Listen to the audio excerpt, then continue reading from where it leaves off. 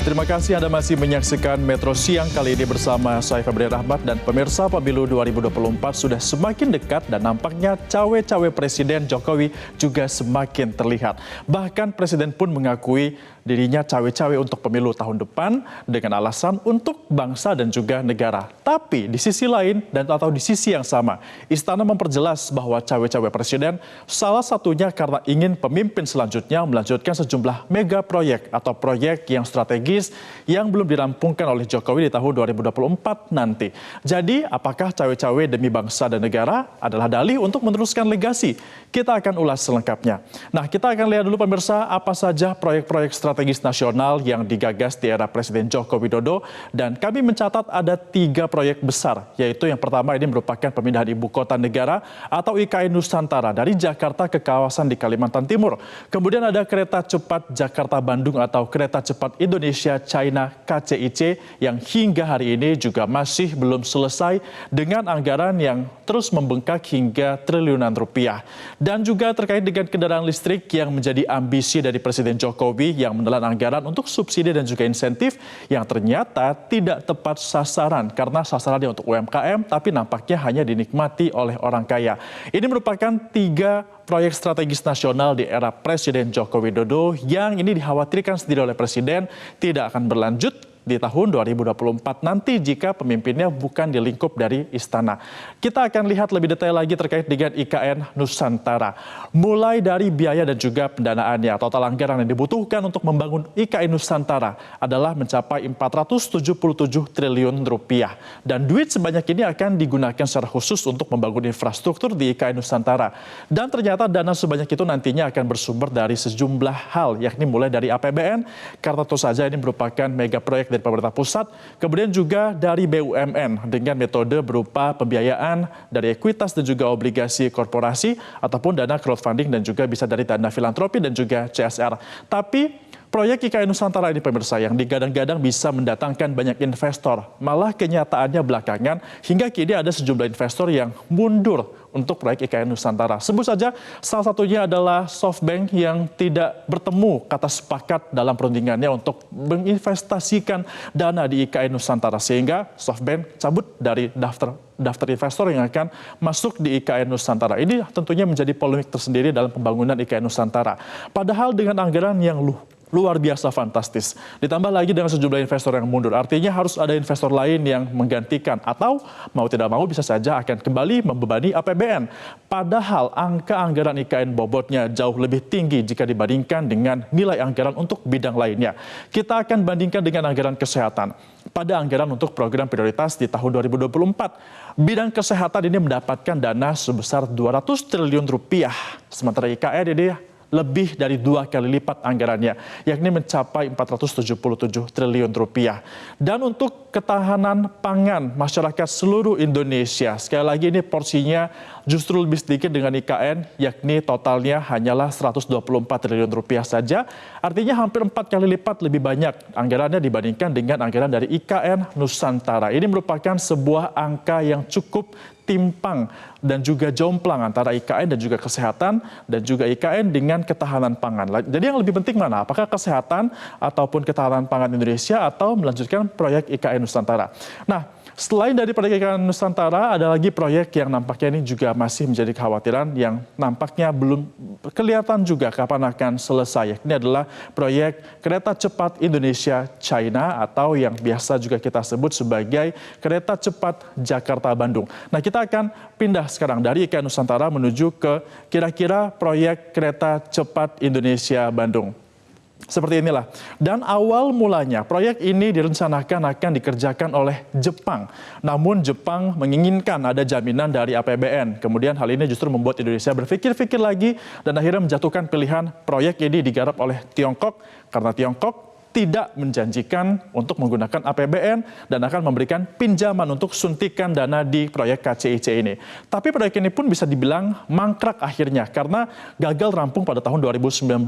Targetnya rampung 2019 tapi hingga kini masih belum rampung. Bahkan ambisi Indonesia untuk memiliki kereta cepat pertama di Asia Tenggara harus pupus karena keduluan dengan Laos yang proyek kereta cepatnya selesai di akhir 2021. 2 tahun Laos ini targetnya dibandingkan kita, tapi dia malah justru cepat selesai duluan.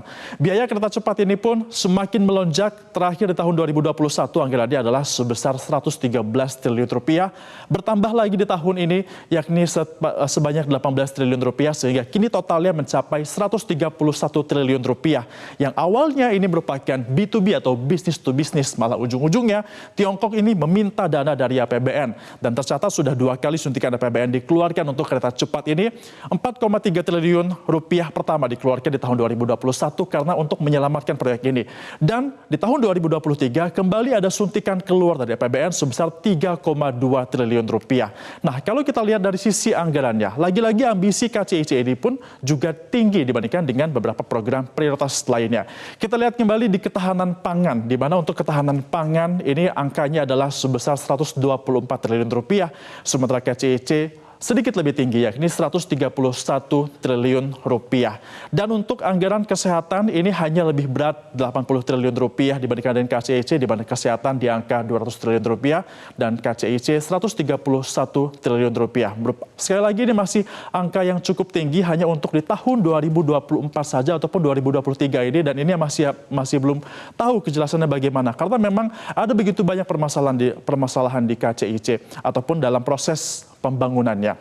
Nah, selain KCIC ini pemirsa, ada lagi ambisi Presiden Joko Widodo terkait dengan kendaraan listrik, di mana ada sejumlah kebijakan dikeluarkan oleh pemerintah pusat demi memperlancar konversi kendaraan konvensional atau yang menggunakan BBM biasa dengan kendaraan listrik, mulai dari memberikan insentif hingga subsidi PPN. Nah, kita akan lihat bagaimana situasi kalau kita sedang berada di kendaraan listrik.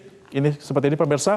Nah, sesuai dengan apa yang diinginkan Presiden Joko Widodo, namun ternyata kendaraan listrik ini juga menuai banyak permasalahan.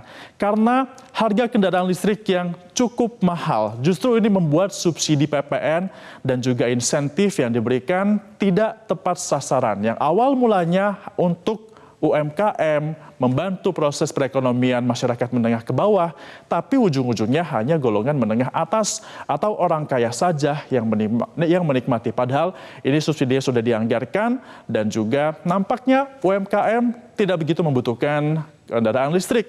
Yang dibutuhkan oleh UMKM adalah suntikan dana atau modal dibandingkan dengan kendaraan listrik.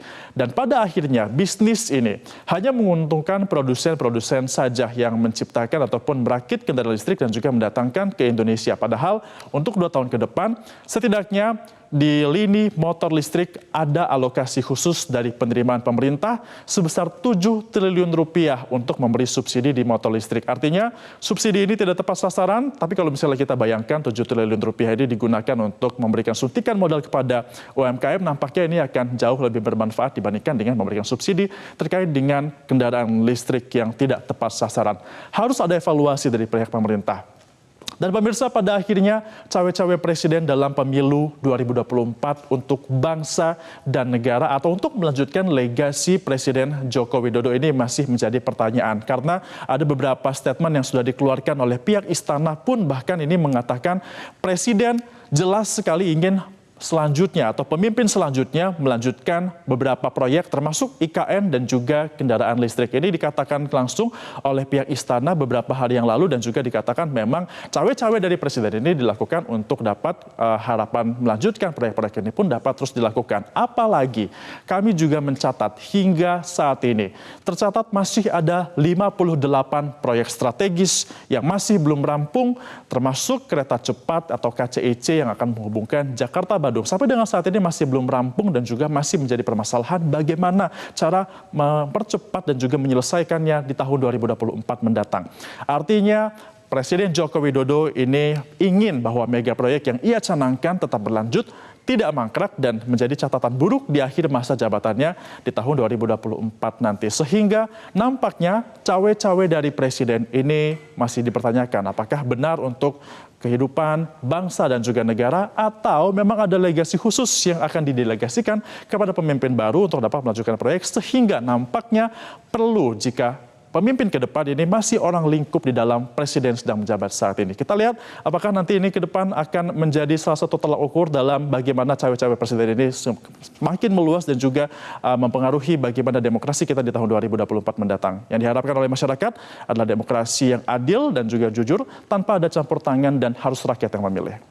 Demikian pemaparan saya kali ini dalam segmen Fact Check. Metro Siang saya kembalikan ke rekan Maria Lizia. Maria, silakan. Baik, terima kasih untuk analisanya di segmen Fact Check, Febrian Ahmad.